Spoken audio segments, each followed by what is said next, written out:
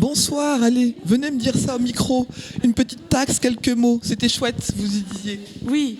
Oui, bonsoir. Bonsoir. C'est quoi votre prénom? Jacqueline. Jacqueline, ça vous a plu? J'ai adoré. Qu'est-ce que vous avez préféré? La virtuosité, c'était extraordinaire. J'adore Molière, donc. Vous connaissez sa vie? Oui, quand même, un peu, oui. Ouais. Et donc, la façon dont ça a été joué, ça vous a plu? Extraordinaire. C'est vrai. Bah, merci Jacqueline. Je vous en prie. Bonne soirée à vous. Il faut trouver les coulisses. Les coulisses, hein, au fond du couloir, à gauche. Et l'entrée des artistes. Ah, ces artistes. On est des artistes. Tu connais la musique? Le quatrième mur est le podcast du Centre culturel d'Argentré-du-Plessis. Nous allons faire tomber le quatrième mur et vous permettre de découvrir les artistes avant ou après leur montée sur scène. Je m'appelle Aminata Bléa Sangaré et je vous propose de suivre les aventures de tous les artistes qui passeront sur la scène du Centre culturel d'Argentré-du-Plessis. L'avant-scène comme si vous y étiez, alors venez avec nous derrière le quatrième mur.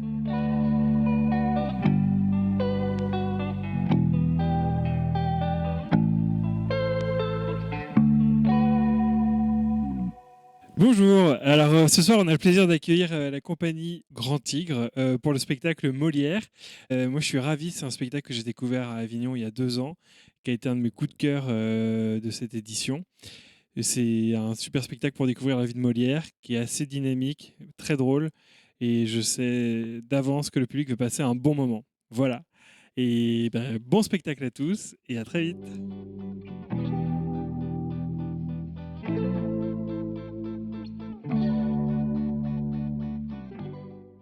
Merci à tous d'être là autour de cette table. Donc Aminata, j'ai le plaisir de prendre un peu de temps avec vous. Est-ce que vous voulez bien me dire qui vous êtes? Parce que les gens entendent que je dis bonjour à plein de personnes. Donc ils et elles sont 5 en face de moi. Qui veut commencer? Eh bien, allons-y. Moi, bonjour à tous. Et moi, je m'appelle Éméline Guyenne et je fais la lumière dans le spectacle. Je suis régisseuse et créatrice lumière de la compagnie depuis quelques spectacles déjà et ceux à venir aussi, j'espère. Elle est en train de passer son entretien d'embauche en même temps. C'est ça. Quel est le nom de cette compagnie, Émilie? C'est la compagnie Grand Tigre. Mais je pense que Étienne pourra en parler beaucoup mieux que moi. Alors, donc, on va dire que chacun et chacune va pouvoir citer qui parle après pour la présentation. Pour le reste, vous ne ferez pas. Donc, Étienne. Étienne, c'est moi parce que c'est mon nom. Et je suis directeur artistique de la compagnie Grand Tigre avec Elsa Robin, qui est la metteur en scène du spectacle de ce soir. C'est la raison pour laquelle je peux en parler un peu mieux que... Enfin, mieux. Mais j'ai pas grand-chose à en dire d'autre que c'est une compagnie de théâtre qui est basée en région centre et qui réunit une quinzaine de personnes sur plusieurs spectacles. Où en région centre? On est basé du côté de Châteauroux, enfin un peu en dessous, vers Argenton-sur-Creuse. Très bien, merci Étienne. De rien. Tu passes la parole à qui? Je passe la parole à Lucas. Moi je suis Lucas, je suis comédien donc, dans le spectacle Molière. Et co-auteur aussi, parce que c'est un spectacle qu'on a écrit à 3 avec Clément, à qui je passe la parole. Salut, c'est Clément. C'est la même chose que Lucas, sauf que je m'appelle Clément. C'est-à-dire que je suis à la fois comédien dans le spectacle et, puisqu'il faut le dire, co-auteur, oui, c'est vraiment quelque chose qu'on a fait tous ensemble, ici à cette table, et ensuite avec les gens que Étienne a commencé à citer. Il y a Elsa qui nous a mis en scène, et Anne qui a fait les costumes et les décors, ainsi que Joseph qui a fait la musique. Nous sommes tous auteurs et autrices de ce spectacle. Joseph, qu'est-ce que tu peux en dire? Enfin, quand même, par déférence envers mes camarades, je suis bien obligé de dire que moi, les mots, j'y ai pas tellement touché. Moi, c'est plutôt les notes de musique. Mais est-ce que la musique ne sont pas comme une forme de mots? Si, mais c'est vraiment par déférence envers la langue française que je me suis dit qu'il fallait que j'utilise ce mot au moins 2 fois de suite dans presque la même phrase. Parfait. Voilà, mes excuses. Alors sinon, donc moi, c'est Joseph et je suis le musicien de la compagnie, on va dire, en plus d'être le frère de Elsa, qui a été cité tout à l'heure. Okay. Et donc, ça fait maintenant pas mal d'années qu'on se fréquente tous ensemble. Ouais, c'est vrai que cette compagnie, c'est une histoire de famille parce qu'il y a des gens qui sont en famille dedans, ouais. Mais de manière plus élargie. Ça fait, moi, par exemple, longtemps que je travaille avec Joseph et Étienne, avec Lucas un peu aussi, avec Émilie depuis un petit moment quand même déjà maintenant. Et c'est une famille, hein, ça fait un sacré bout de temps. Alors, fieu. Non, c'est vrai. Non, mais c'est vrai que c'est un peu les mêmes gens qui travaillent ensemble depuis un petit moment. Alors, on ne dit pas depuis combien de temps, mais on peut le dire. Hein, non, on ne veut pas dire 15 ans, quoi. 15 ans. Oui, on peut dire ça, ouais. Ça Vous voulez fait pas 15 dire ans. vos âges? Vous avez quoi? C'est Bon, On a non, la quarantaine partagée, c'est-à-dire qu'il y en a qui ont un peu plus, d'autres qui ont un peu moins. Bon, en tout cas, donc 15 ans. Donc, vous vous êtes choisis Oui, pour travailler ensemble, ce Ouais, qui est ouais, quand ouais. même pas mal. Je pense que c'est un des métiers où on peut quand même avoir ce plaisir-là. Quoique, peut-être qu'il y a des gens aussi qui choisissent pas forcément travailler ensemble dans une compagnie. oui, oui, il y a des gens qui sont employés, qui sont pris pour tel ou tel rôle ou telle production, etc. Là, c'est même l'histoire à la base de ce spectacle. Je crois que Étienne, moi c'est Clément, hein, Étienne, Lucas et moi, on a voulu avant tout travailler ensemble parce qu'on avait fait des spectacles les uns avec les autres, mais tous les trois au début, c'est ça qui nous a intéressés et on a commencé à faire quelque chose. Et D'accord. ensuite avec Joseph et avec Émilie, etc., etc. Mais c'est quelqu'un qui vous avait choisi pour travailler ensemble et vous vous êtes rencontrés comme ça? On s'est choisi. Hein, On s'est connus il y sur a longtemps. d'autres spectacles de la compagnie, dans lesquels on Ah. ne jouait pas forcément tous les trois ensemble, mais par paire, il nous est arrivé de jouer ensemble sur des spectacles. Et à chaque fois, nous, on ne fait pas vraiment d'audition, hein, c'est sur le choix des personnes avec qui on est qui décide de quel spectacle on fera. On décide D'accord. presque d'abord d'une distribution, en tout cas d'une équipe, avant de choisir le spectacle. Ça veut dire que tout le monde doit avoir un rôle à un moment donné à jouer et il faut que ça marche pour tout Oui, le monde. après, dans le mode de travail de la compagnie, c'est beaucoup d'écriture à partir de matières existantes. Là, en Ouais. l'occurrence, c'est Molière, mais c'est toujours une écriture. Et donc, on essaie toujours de mêler l'équipe qui crée le spectacle à l'écriture du spectacle. Chacun puisse y mettre à la fois ses envies, son désir de jeu et aussi ses facilités, quoi. Et ça a marché donc comme ça pour la musique aussi alors? Ah, pour la musique, c'est pareil. C'est-à-dire que Joseph, c'est notre copain qui est le meilleur en musique. À partir de là, c'est le musicien de la compagnie, quoi. Donc ça veut dire que pour Molière, il y a eu une création de A à Z de tout l'univers musical créé Oui. par toi, Joseph? Oui, alors bon, je prends un thème de Lully, voilà, le compositeur contemporain et collègue de Molière, que je décline pendant le spectacle. Le reste, c'est de la composition basée sur des improvisations. Moi, je compose tout le temps comme ça. J'improvise en regardant les copains jouer et ce qui marche, je le garde. Et voilà. Oui, c'est ça, parce qu'au début on improvise, mais à un moment il faut bien noter quelque part pour que ce soit toujours la même chose le jour où on joue, non? Oui, noter, après ça se discute parce que il y a plusieurs techniques pour ça. Moi, j'écris jamais rien en termes de solfège, par exemple. Je prends des D'accord. petites notes et ensuite c'est dans la tête ou enregistré. Mais Donc ça veut dire que le jour où toi tu n'es pas là, personne ne peut jouer parce que personne ne sait ce qui... bah, c'est un des enjeux parce que là, notamment avec la compagnie, donc là le spectacle de ce soir, c'est donc Molière, mais qui fait partie d'un triptyque. On monte 3 spectacles à la suite sur un même procédé. Ce procédé, c'est de raconter la vie d'un auteur en piochant des extraits de ses pièces pour réussir à faire tous les dialogues. Donc ce triptyque, on a choisi de traiter d'abord Molière, puis ensuite Tchekhov, puis ensuite Shakespeare. Ok. Là, il y a Tchekhov qui est déjà monté et qui tourne. Je suis dans Tchekhov aussi. Et donc, quand il y a les deux qui jouent le même soir, se pose un problème. Et donc, j'ai dû assez vite penser à comment transmettre cette musique que je n'écris pas. Mais ça se fait en fait assez tranquillement. J'ai quelqu'un qui me remplace, Marine, qui me remplace quand je peux pas jouer. Allez, Marine. Ça veut dire que tu joues en direct pendant le Oui, spectacle, oui. à chaque fois. Ça, c'est un parti pris qu'on a avec la compagnie depuis assez longtemps, quoi. Soit il n'y a pas de musique dans le spectacle, soit s'il y en a, bah, on la joue. Ah ouais, donc c'est une sacrée performance. Ça fait combien? Alors, on va Mais parler- attention, nous aussi, on joue en direct, hein, donc c'est aussi une performance. Oui, là, les égos, je plaisante. Non, mais bien évidemment, vous jouez tous en direct, mais ce que je veux dire, c'est que parfois, on a des bandes son qui accompagnent, voilà, et bon, ça veut dire que vous devez vous caler, voilà, sur ces choses-là. Et j'imagine que même du coup, en régie, pour toi, ça donne aussi des choses à imaginer à chaque fois. Bon, peut-être comme un concert, mais quand on est sur un concert où c'est vraiment de la musique en principal, les gens quelquefois parlent, ah, vous allez bien, machin, ils racontent une histoire, mais c'est quand même la musique qui reste le truc principal, enfin l'objet principal. Là, avec des gens qui parlent, enfin j'ai vu en plus un petit bout de votre vidéo, c'est quand même assez rythmé. Ça veut dire qu'il faut pas s'endormir de toute façon en régie ni sur scène.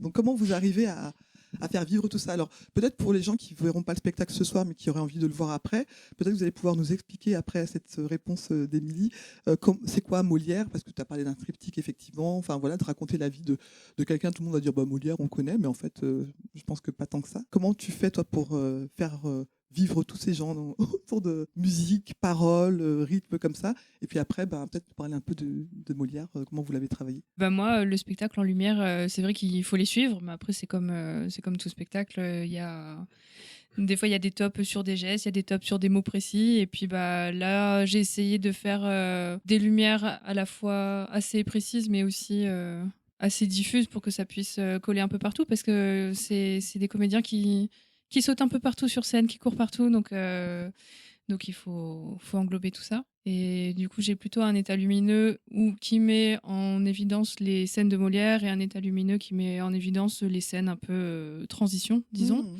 Mais pas que.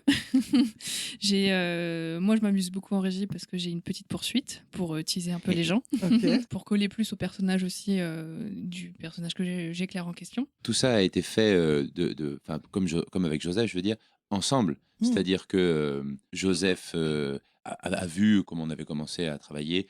On a eu assez rapidement la musique qui nous a plu. Et toi, Émilie, comme tu as créé la lumière pour le spectacle aussi, tous ensemble, on est tous les 4 sur scène et toi là-haut, tu vis avec nous le truc, quoi. Et comme c'est toi qui l'a fait, tu sais très bien où on en est et comment ça marche. Oui, c'est vrai que moi, pour le coup, j'étais à la création aussi. Donc, c'est vrai que le spectacle, je le connais très bien parce que je suis passée au travers. Ouais, on est toujours tous ensemble. Mais moi, comme Joseph, je travaille aussi sur Tchekhov. Donc, j'ai 2 binômes qui s'appellent Jade et l'autre Lénaïque. Et on se partage les dates quand je suis pas disponible aussi, quoi. Ok. Donc les dates, vous avez fait combien de fois Molière déjà? Là, ce soir, ça va être notre 120 et quelquième en 2 ans. Donc on le joue beaucoup et puis après on va encore le jouer quelques fois cette saison et puis on va repartir au Festival d'Avignon avec cet été.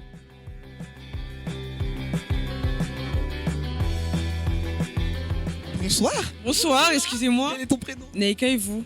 Aminata. Tu peux me dire tu aussi. Ah, ok. Alors, qu'est-ce que tu as pensé du spectacle? En fait, le spectacle, il était bien, malgré que je me suis endormie. Mais tu t'es endormie? Oui. À quel moment? Je sais plus trop, hein. Mais tu t'es réveillée en tout cas? Oui. Est-ce que tu as vu, ça t'a plu? Oui, en vrai, ça va, c'était drôle. J'ai bien aimé. Je pensais que ça allait être plus, on va dire, ennuyant, vu que ça parlait de Molière. Mais sa vie, un peu ennuyant, pas drôle. En vrai, c'était drôle et tout, et c'était bien. Et c'est quoi ton prénom, toi? Rose. Donc alors, Molière, c'est quoi votre Molière à vous? Historiquement, c'était pas grand-chose. On sait surtout, on a tous plus ou moins connu Molière au collège ou au lycée, etc. Je sais pas trop ce qui peut en rester ensuite une fois qu'on est adulte. Moi, il m'en restait pas grand-chose, même si on s'est fait la réflexion quand on a commencé à travailler ça. Quand on fait une école de théâtre, ce qui a été notre cas à nous trois, qui sommes comédiens sur le spectacle, il en reste non plus pas grand-chose. C'est-à-dire que c'est un truc qu'on étudie et qui après s'oublie, quoi. Et on a été amené pour une raison ou pour une autre à retomber dans Molière. Et on s'est dit que c'est aussi con que ça, hein, que c'était vraiment encore extrêmement bien à jouer, à montrer aux gens, à défendre. Et l'idée est venue un peu d'une commande et de contraintes extérieures où on s'est dit, allez, c'est le prétexte à jouer du Molière et pour éviter aussi d'avoir à choisir une pièce de Molière en particulier, mais plutôt pour essayer de, comme tu disais, de montrer notre Molière. Et on s'est vraiment pris la tête tous les trois, Lucas, Étienne et moi, en écrivant, en se disant qu'est-ce qu'on va bien pouvoir raconter là-dedans, comment on va faire ça, quoi. Et on a choisi au fur et à mesure des scènes qui nous intéressaient beaucoup, en se disant que la vie de Molière était assez intéressante pour être illustrée comme ça, en partant de manière très chronologique. Et c'est la redécouverte de quelque chose. En tout cas, pour moi, qui suis acteur là-dedans, je me dis, ça fait du bien de jouer ça que j'avais complètement oublié. C'est comme si vous aviez dépoussiéré, tu as l'impression de ça ou pas forcément? Pas jusque-là. Personnellement, en tout cas. Moi, je ne pourrais pas parler pour les gens pour qui on joue, parce que je ne sais pas comment ça se passe pour eux. Mais en tant qu'interprète, ouais, j'ai dépoussiéré ce que je croyais de Molière. Ouais. Super. Alors du coup, vous bougez beaucoup. Alors aujourd'hui, nous sommes vendredi. Vous avez joué hier, avant-hier? Non, cette semaine, c'est notre première, mais la semaine dernière, on était en tournée, on a joué quelques fois, 2 fois. Deux, trois, ouais, 2 fois, ouais, ok. La semaine prochaine, on joue 3 fois. 3 fois aussi, ouais. Donc ça dépend des semaines. Il y a des semaines chargées, puis il y a des semaines où on est tranquille. Et puis on bouge, on va un peu loin. On n'habite pas tous au même endroit et on a fait un peu de route pour arriver jusqu'ici. Et c'est comme ça, c'est la vie de tournée. Vous ne vivez pas ensemble? Je suis déçu. On pourrait presque. Ça pourrait être une grosse coloc. Ce soir, on vit ensemble, par exemple. D'accord. Ce soir, on a une grosse coloc. Ok. Mais ils ont une condition physique vraiment étonnante. Hein. surprenante parce que enlever ce qui se met. Pourquoi? Parce qu'il n'y a pas l'hygiène de vie qui va avec, c'est ça? Non, bah, au-delà de ça, Elle est où, ma l'hygiène clope? de vie, évidemment, et puis il y a l'hygiène de vie et il y a nos âges et il y a tout ça, mais une représentation, c'est déjà costaud. Parfois, il y en a 2 dans la même journée. Et puis il y a des festivals comme le Festival d'Avignon où c'est tous les jours qui s'enchaînent. Donc non, c'est sûr que physiquement, faut être là. Hein. C'est pas rien. Mais Moi, je suis derrière mes claviers, donc je suis tranquille. Mais à force de les voir gigoter comme ça et tout, je me suis dit, il faut que je sois au niveau. Et j'ai découvert l'art subtil et triomphant de faire des pompes. Ah, j'allais vous demander justement comment vous vous entretenez. Vous faites du sport ensemble? On regarde Joseph faire des pompes. Ouais, exactement, principalement, ouais. Mais il y a quelque chose qui se passe d'assez magique, parce que c'est vrai, en tout cas, moi, encore une fois, je parle pour moi, hein, c'est ma seule activité physique d'être sur scène. Ah oui? Et oui, ah ouais, vraiment. Hein. Et à part me lever le matin pour aller faire ce que j'ai à faire, mais je marche, quoi. Ça fonctionne. Il y a une énergie qui est une autre que celle de la vie. Et il n'y a pas des matins où vous vous dites oh là là, va falloir jouer Molière ce soir, je suis claqué. Oh que si. Et comment tu fais pour lutter contre ça? Eh ben, déjà, c'est le plaisir de se retrouver parce que c'est à chaque fois renouvelé. On s'entend vraiment très bien, on est vraiment très copains. Le spectacle, moi, me plaît beaucoup à jouer. Ça donne une énergie à savoir qu'on va retraverser tout ça. Et puis, dès que ça commence, c'est bon, la fatigue est oubliée. Ouais, en quelque sorte. Hein. Ouais, oui. Parfois, ça met 2 minutes. Mais non, franchement, ça marche assez bien. Ouais. C'est quoi votre truc pour vous mettre justement alors une journée comme aujourd'hui là, vous êtes promené, vous avez dormi, vous avez fait quoi? On vous a répétez d'abord beaucoup on a fait un petit montage technique pour se situer dans la salle et pour régler les lumières, le son, tout ça. Et une fois qu'on a fait ça, qui nous a pris peut-être 2 heures, on a principalement discuté. Oui. Fait des petits. Tu fais une sieste, moi. Des petits moments de repos. Mais discuter autour du spectacle ou pas? Oh non, autour de la vie, rien. on fait notre gazette personnelle. On est très tranquille. Okay. Ça fait donc voilà 125. Peut-être qu'on joue quand même. Ça aide à être un peu soulagé par rapport à ça. Ouais, soulagé, voilà exactement. Et puis de se retrouver ensemble. Puis ces journées-là, le spectacle se monte très vite. C'est-à-dire une fois qu'on arrive, le décor, on le monte en fait très rapidement. Émilie fait son montage lumière très rapidement. Alors voilà, il nous reste des heures après avant de jouer, mais c'est pas mal parce que il y a une forme d'ennui un peu, mais en fait qui est de la concentration quoi. Et l'air petit à petit, bing, bing, bing, qu'est-ce qui se passe? On sent que ça monte. Il est l'heure. De toute façon, le corps se met à vibrer un peu tout seul. Bon, on est prêt à l'heure. Et on est ensemble hein, toute la journée et ça marche. Hein. Ouais, et vous avez besoin de ça pour toi, tu as fait une sieste, tu disais. Une petite sieste, oui. Et tu fais ça à chaque fois? Non, pas à chaque fois, mais là, il y avait un canapé confortable. Moi, j'aurais bien aimé, mais j'avais d'autres projets. On joue sur un tapis aussi, notamment, qui est hyper confortable. Quel confort, quel plaisir. Pour faire la sieste, c'est assez dingue. C'est un tapis magique. Et puis il faut dire que toi, tu es le seul à pas avoir de smartphone. Est-ce que tu crois que ça fait une différence? De pas avoir de smartphone au niveau de du l'ennui? coup, tu te déconcentres. Alors j'en ai un, mais j'ai pas de carte SIM dedans, donc je récupère le Wi-Fi. Pire encore. C'est pire encore. Je sais pas si c'est pire. Pourquoi c'est pire? Parce que il peut à la fois. Je veux dire, il a la caution de dire voilà, moi j'ai pas de smartphone, etc. Mais comme il en a un quand même. Je milite pas. Hein, Ouais, c'est vrai. Bon, mais c'est quand même pire. Bon, tu lui fais un procès d'attention, vous allez régler ça tout à l'heure en loge. Exact. Sur scène. Octogone ce soir. Je joue contre toi ce soir. Si tu lui mets une claque, c'est le moment de la mettre plus forte, quoi. Ah non, c'est pas dans ce sens que ça marche. Il n'y a pas de violence. Pas de spoil. Promis, nous verrons bien. Comment vous choisissez les lieux où vous allez jouer? Alors, bon, il y a peut-être des gens qui viennent vous choisir déjà. Tu parlais d'Avignon tout à l'heure. C'est là que les gens viennent faire leur marché, entre guillemets. Oui, c'est ça, c'est les programmateurs qui choisissent les spectacles, c'est pas l'inverse. Jamais vous avez contacté une salle pour dire on aimerait jouer chez vous? Ah si, tout le temps on fait ça, mais il faut qu'elle soit d'accord d'abord. Et ça marche pas, ça? Bah si, parfois ça marche, mais le plus souvent c'est quand même les salles qui se déplacent dans les endroits où on joue pour venir voir le spectacle et voir s'il irait bien chez eux. Donc les 120 salles que vous avez faites sont venus, c'est des gens qui sont venus vous voir à chaque fois? Après, il y a au début du travail de la compagnie, mais je pense un peu de compagnie, quoi. Au tout début, oui, il faut aller frapper un peu à toutes les portes en disant voilà, on est des gens sympathiques, on aime beaucoup faire du théâtre, et ce qu'on fait c'est super, est-ce que vous voulez pas nous acheter? Là, les gens disent non. Parce que. Et là, vous êtes sûr? Voilà, parce qu'ils ont des gens qui leur disent il faut que tu prennes ce spectacle. Et puis, donc, quand on va à Avignon avec ce qu'on appelle une chargée de diffusion. Qui n'est pas là ce soir, qui n'a pas besoin d'être là à chaque fois. Oui. qui donc nous accompagne dans tous les spectacles de la compagnie. C'est-à-dire que nous, une fois qu'on a commencé à créer le spectacle et qu'on commence à être un petit peu content, on l'invite à venir nous voir en répétition. Et à chaque fois, elle nous donne son avis. Elle s'engage pas à pouvoir essayer de défendre quel que soit le spectacle. Il faut que ça lui plaise tout de même, quoi. Enfin, lui plaire, c'est pas tant oui, c'est le spectacle de ma vie, c'est par rapport aux professionnels qu'elle connaît. En confiance. À qui ça va plaire Et est-ce qu'elle va avoir les moyens de pouvoir le défendre et du coup, à partir de là, il y a quelques dates qui commencent à venir et au bout d'un moment, des dates emmènent d'autres dates, quoi.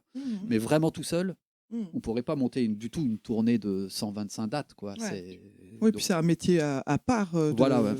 Et donc, à chaque fois, le package, en tout cas, qui est vendu aux salles, c'est vous 5. C'est nous. Oui. C'est ça. Bah voilà, parfois avec d'autres personnes qui peuvent remplacer ou Émilie ou Joseph. Et peut-être qu'à un moment, on va se faire remplacer nous-mêmes. Hein. Ça serait l'idée de continuer à faire vivre votre projet sans vous, avec des comédiens et comédiennes qui joueraient dans le rôle de Clément. Non, c'est pas dans le rôle de Clément. Non, mais la question se pose pas tout de suite. Mais c'est-à-dire que si jamais ça, c'est déjà arrivé dans la compagnie, par exemple, qu'un spectacle continue à tourner, alors que les gens ne sont pas forcément disponibles, qu'il y ait des dates achetées, ou alors que des gens aussi, au bout d'un moment, au bout de, je sais pas, 2-3 ans, disent, bon, ben moi, je voudrais bien faire autre chose, etc. Et quand le spectacle a encore une vie, c'est intéressant de se faire remplacer. Et parfois, c'est l'inverse. Parfois, on est là et le spectacle finit. Et on arrête. Mais bon, je dis ça comme ça. C'est que. Parce que là, vous n'avez pas imaginé de fin, par exemple, pour Molière pour le moment. Vous n'avez pas dit, bon, on fait encore 100 dates et on arrête? Non, on est encore plutôt au début, je dirais, moi. Mais ce que je voulais dire par là, c'est qu'on n'est pas non plus irremplaçable. Ce ne serait pas du tout dans le rôle de Clément. Ce serait. Oui, non, c'était une façon de dire. Parce que moi, je me souviens par avoir des séries qu'on regarde, on se dit, ah, mais c'est plus la même personne. Et oui, mais la série, on est habitué à la regarder, on la regarde souvent. Là, je ne sais pas si on a des fans qui viennent à chaque fois. Je ne crois pas, franchement. Non. Je crois pas. Qui a le dernier mot? Parce que vous êtes quand même nombreux et nombreuses. Là, qui a le dernier mot quand, là, vraiment, non, faut être quoi, 2, 3, 5 pour vraiment décider d'arrêter? Ça se décide un peu tout seul parce que c'est aussi s'il n'y a plus de dates vendues. Il n'y a plus tellement l'endroit pour le jouer. Donc voilà, s'il y en a une tous les 2 ans, c'est plus tellement la peine parce que. Oui. Ça veut dire qu'en plus, il faut garder en tête le travail, le texte, tout ça. Il faut garder la chose dans. Enfin, il faut garder une part d'investissement dedans, même dans la tête. Et on le voit venir aussi. Hein, comme tu dis, s'il y en a une date tous les temps, bon, on voit que ça s'essouffle ou pas. Ouais. Mais c'est une décision qui est vraiment facile à prendre. Hein. Elle se prend collectivement parce qu'il n'y a pas de décision tranchée. Ouais. De même que pour se faire remplacer, c'est une discussion, quoi. Et là, pour Molière, comme on est dans le cadre de ce triptyque, il y a des salles, par exemple, qui veulent avoir le triptyque. Est-ce que tu disais que Tchekhov est fait, mais pas Shakespeare? Voilà, c'est ça. On est en train de créer Shakespeare. D'accord. Et donc, il y a des salles qui vous disent, par contre, on veut le triptyque, il faut que ce soit à tel rythme. Donc, ça vous donne une espèce de pression pour faire, Non. C'est plutôt, ça nous donne le plaisir de savoir que quand Shakespeare va tourner, Molière tournera encore. Normalement, on pourrait avoir un peu en tête de se dire, tiens, par exemple, on va avoir un spectacle jeune public qui va tourner en même temps qu'un spectacle tout public, et puis peut-être qu'une petite forme autre. Bon, voilà, 3 spectacles à tourner en même temps. Là, c'est des spectacles du même format.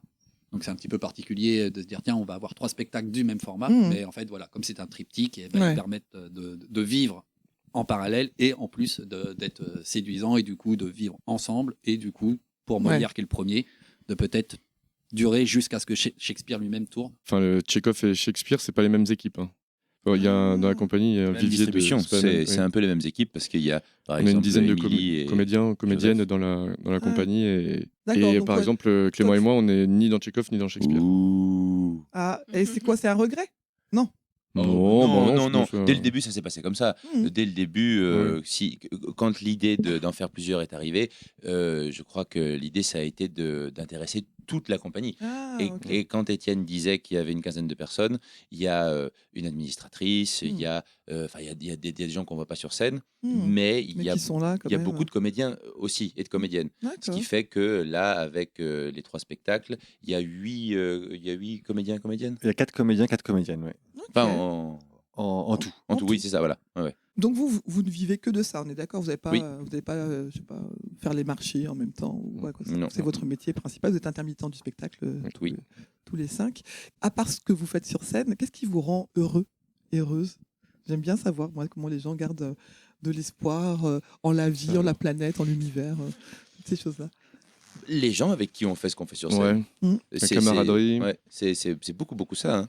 c'est extrêmement important parce que tu disais tout à l'heure qu'on s'était choisi, etc. Ouais. C'est aussi vrai dans d'autres projets. Très sincèrement, c'est un peu le moteur de toute chose, quoi. Mm. C'est l'envie d'aller retrouver telle équipe, telle personne. C'est un métier, en tout cas pour moi, qui mélange tous les aspects de la vie. Bon, oui, j'ai des joies autres. J'aime bien ne rien faire sur mon canapé, mais franchement, c'est pas ça qui me motive. C'est un métier qui peut englober toutes sortes d'aspects, notamment un moteur pour rester vivant et tranquille. Ouais. Mais est-ce qu'il peut être aussi générateur de tristesse si, par exemple, j'ai pas une salle qu'on attendait, un financement qui vient pas ou des choses comme ça Ouais, de stress et d'angoisse, bien sûr, mais bon, sans pas me parler de salle ou de financement, parfois, tu te dis, bon, pourquoi faire ça? Quel intérêt? Mais bon, après, on passe de tellement bons moments que c'est assez facilement oublié. C'est pareil pour vous autres aussi? Bah, ouais, en tout cas, en dehors de la pratique là, de la scène, ou bon, ah oui, en dehors du métier, donc ah oui, qu'est-ce qu'il y a d'autre? Bah, je sais plus. Il y a un peu ce truc-là, quoi, avec le côté. Ouais, ça prend beaucoup de temps en fait. Ça prend beaucoup de temps, et puis quand, au bout d'un moment, cette histoire d'essayer de faire un métier passion, disons, quand au bout d'un moment c'est le cas, quoi, ouais, ça centralise quand même pas mal de choses. Ouais. Moi, j'aime Après, bien aller me on mettre a- au vert chez moi aussi. On a quand même de temps des en vies temps. intimes, hein, je veux dire. On a aussi des... Oui. Non, Oui. bien sûr. Oui, vous disiez ça, vous vivez pas ensemble. Oui. Donc, juste sans vous demander votre adresse précise, je vais pas vous stalker.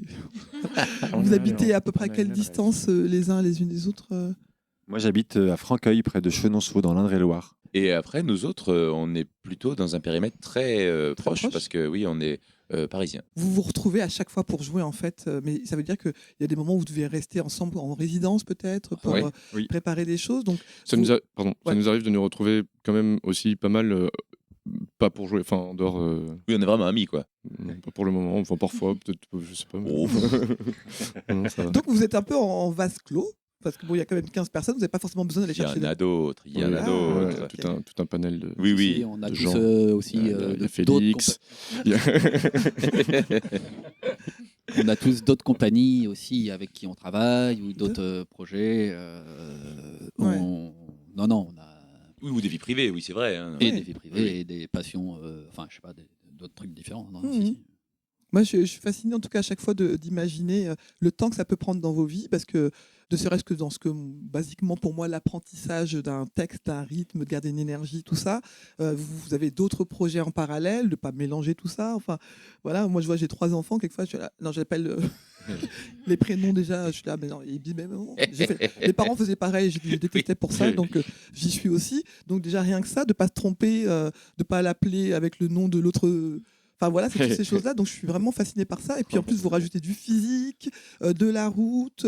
Enfin, je trouve que c'est des enjeux. Vous parliez de métier passion, je sais plus, c'est toi qui le disais, Non, c'est Joseph. Joseph. Bah, Je balance. oui, la passion, c'est sûr, mais c'est du travail surtout. Enfin, moi, j'aime bien que les gens oui. entendent ça, parce que Ouais. c'est facile de dire, oui, mais enfin, vous faites ça, vous vous amusez sur scène. Mais Non, pas du tout. Métier quand même passion, un gros quand travail. je dis ça, non, c'est métier. Ouais. Donc, Oui, il y a les deux dedans, en fait, qui voilà, coexistent. et au départ, quand même, c'est plutôt un problème, ça. C'est pas ouais, chouette, je fais de la musique tout le temps. Mhm. C'est aïe, aïe, aïe, aïe, aïe, aïe, aïe. J'ai décidé de faire un métier vraiment difficile et Ouais, vraiment avec essentiellement de la frustration et des échecs, quoi. Ouais. Alors, mais par contre, bon, c'est de la musique, c'est cool. Et t'écoutes d'autres choses? T'arrives à écouter d'autres musiques Honnêtement, non, plus du tout. C'est vrai? Tu connais les derniers chanteurs? Aya Nakamura? Non, mais je suis vraiment très très nul, hein, C'est en vrai? termes de culture. Claude François? Je connais. Non. T'as pas le temps ou pas l'envie? Si, le temps, j'ai pas mal de temps. Hein. L'envie, pas tellement. Non, j'en joue trop. Ouais, tu satures, quoi. Bah, je sais pas, ouais. Et puis quand j'en écoute, je rentre aussitôt au travail, quoi. Ah, ouais. T'écoutes un peu peut-être, ouais, tiens, pourquoi il a fait ci? Ah oui, machin, oui, tu tout décortiques, le quoi. temps, à me dire pourquoi j'ai pas fait ça, moi. Ah, ok. Et la musique de fond, ça, par exemple, ça me. C'est pas terrible, quoi. Ça D'accord. marche pas. Et vous, est-ce que vous arrivez à aller voir aussi d'autres pièces de théâtre? Est-ce que vous arrivez à avoir Oui. des moments? C'est quoi vos loisirs? Est-ce que c'est pareil? Tu dois regarder aussi, décortiquer quand tu vas voir un spectacle, Émilie? Ah bah oui, c'est sûr. Tiens, Oui. mais pourquoi il a fait cette poursuite à ce moment-là? Pourquoi il a fait ceci, cela? Oui, complètement. C'est vrai qu'on est un peu on est un peu forcément biaisé par ça. Et puis c'est vrai que on fait des métiers qui nous prennent beaucoup de temps, donc forcément on va voir des spectacles, oui, mais finalement je me suis fait la réflexion il n'y a pas très longtemps que ça fait longtemps que j'ai pas été voir un spectacle où je ne connaissais personne qui jouait ou qui était en technique. Souvent moi personnellement je vais voir les copains jouer, je vais voir les copains faire la régie pour soutenir le travail, pour voir le travail qui se fait aussi. Mais c'est vrai que ça fait un petit moment que j'ai pas été voir un spectacle pour le plaisir d'aller voir un spectacle finalement. Moi je m'y suis remis il y a quelques temps parce qu'au bout d'un moment ça me lassait aussi.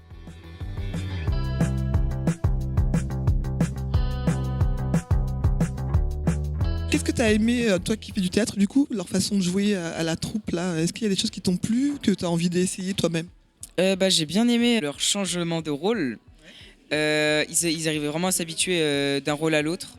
Et leur façon de jouer, de s'exprimer et tout. Et vous faites du théâtre toutes les deux aussi? Oui. Et alors, est-ce qu'il y a des choses que vous avez vues qui vous donnent envie de tester, ou bien que vous vous dites, je ferai jamais ça? En vrai, je sais pas trop. Non, merci. Non, merci. En vrai, peut-être les voix qu'ils font. Parce qu'au théâtre, comme on joue sur la bourgeoisie, on va dire, la façon, genre quand ils parlaient avec leur voix, c'est. Comment ils ont placé leur voix, etc. Ça peut être intéressant. Ouais, ça peut être intéressant. D'accord. Vous jouez quoi actuellement? Un peu plusieurs scènes sur un grand. En fait, on fait des petites scénettes. Et là, par exemple, là, il parlait d'un truc, c'était le chewing-gum, et on faisait des nobles, des bourgeois. Est-ce que vous pouvez me faire un petit bout? Marwan, tu peux me faire un petit bout de ce que tu joues actuellement?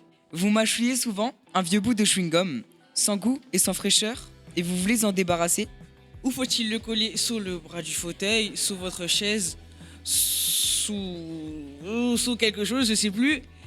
Et non, on ne fait pas les choses en douce dans un palace. Voilà. Quand on appartient à une élite, on se respecte suffisamment pour agir au grand jour, sans honte et sans remords, même avec panache. J'adore, on va finir avec panache. Merci à tous les trois.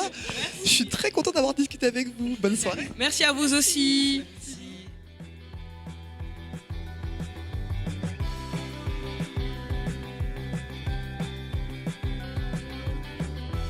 Là, vous allez bientôt monter sur scène. La dernière chose que vous faites juste avant que le rideau s'ouvre ou que vous mettiez votre pied sur la scène, c'est quoi? Je peux pas le dire. On se donne des petites tapes. On se fait comme des footballeurs. On se fait des trucs comme Sur les ça. fesses, alors? On a, Oui, ça peut arriver, oui. on a un peu institutionnalisé Joseph qui nous fait un petit discours de motivation. Sous quel signe on va jouer ce soir. Enfin, qu'est-ce qu'il faut. Une espèce de des trucs un peu mystico-bouddhiques. C'est prêt ce soir le discours? Ouais, c'est prêt. Donc c'est un discours différent en fonction des salles? Plutôt en fonction de notre humeur. Un peu en fonction de la salle aussi du coup. Et puis ça dépend parce que des fois je les prépare un peu à l'avance donc je triche. Donc c'est pas vrai, je savais pas. Et donc là il est prêt là? Là j'en ai un en rab quoi. Si jamais je ne trouve pas ce qu'il me faut. Ok, J'en ai un super. Et est-ce que tu pourras mettre mon prénom dans le discours que tu vas faire? Excellent, bien sûr, avec beaucoup de déférence, Aminata. Je t'en serai vraiment éternellement reconnaissante. C'est super parce que Merci. mon speech premium là que je garde en cas de là hop je peux le garder pour la fois d'après. C'est Très bien. ça, c'est ça. Ce soir c'est pour toi Aminata. Voilà. Ou alors tu créeras pour la prochaine fois un truc avec Aminata et tu mettras plein de A et des trucs comme ça comme tu veux. Voilà. Bref, c'est cadeau. On peut effectivement faire un... Ok, super. Ah ouais. Saison Aminata. Voilà, super. Écoute, j'en serais un ravi. acronyme. Oui, Aminata. Je pourrais passer beaucoup de temps, je pense, à discuter avec vous, mais on a un principe de réalité qui est celui de s'arrêter à un moment donné. Et de se mettre en costume, ouais. Ouais, c'est ça, voilà. De les repasser, les costumes, d'ailleurs. Oh là, la catastrophe. Ah là là, ça c'est vraiment le truc désagréable, ça. Est-ce que tu peux me passer le fromage, Joseph, s'il te plaît? Non, le vin rouge plutôt. Bon, en tout cas, merci beaucoup à tous les 5, parce que je sais que c'est du temps qui n'est pas forcément prévu dans vos préparations habituelles. Il n'y a pas toujours eu un enregistrement de podcast juste avant de monter sur scène. Donc merci d'avoir pris ce temps-là avec moi et pour nos auditeuristes de pouvoir partager ça. Il y aura un petit bout qui va se rajouter où le public va pouvoir commenter qu'ils auront vu de vous sur scène. Donc, excellent. Merci pour ce beau Faites cadeau. gaffe à ce que vous dites. Les gens n'entendent pas, mais je casse les genoux des gens qui parlent mal. Merci. Merci à vous. Merci beaucoup. Merci à toi. Bonne Est-ce soirée. qu'ils pourront placer le mot déférence sur le public? Ah, je vais voir, je vais essayer de glisser ça. Je pars en tourné dans toute la France. Et voilà, avec le meneur charismatique Molière qui quitte Paris avec ce qu'il a de sa troupe, un Molière qui a l'air en bonne forme. Oui, bravo. Je vous prends sous ma protection, vous et toute votre troupe. Moi, Armand de Bourbon, prince de Conti. Je suis vraiment trop fan de vous.